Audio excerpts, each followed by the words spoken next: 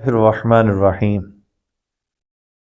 صبح سحری کے وقت دوسرا روزے کی سحری کرتے ہوئے اگر کوئی شخص یہ والا وظیفہ پڑھتے ہوئے سحری کرتا ہے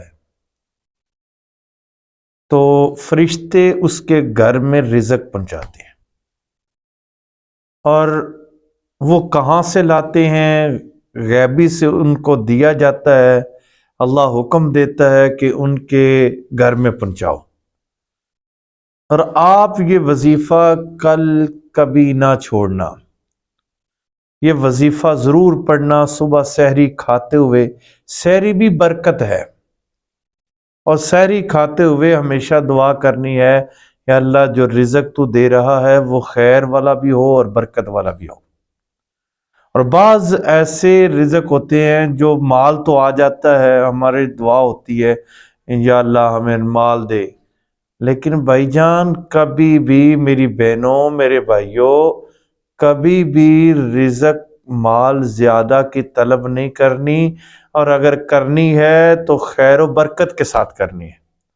مال کبھی شر بن جائے تو اولاد نافرمان ہو جاتی ہے، بیوی نافرمان ہو جاتی ہے، بچے نافرمان ہو جاتے ہیں، ماں باپ چھوڑ جاتے ہیں، جب رزق خیر نہ ہو شر ہو۔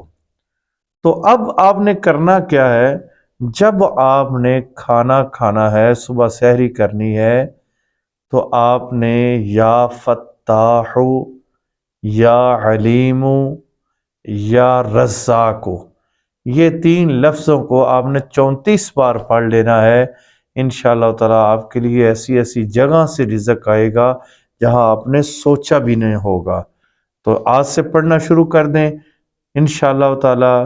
یہ والا وظیفہ جو آپ نے صبح سحری کے وقت پڑھنا ہے، ایک ہی دن پڑھنا ہے انشاءاللہ تعالیٰ۔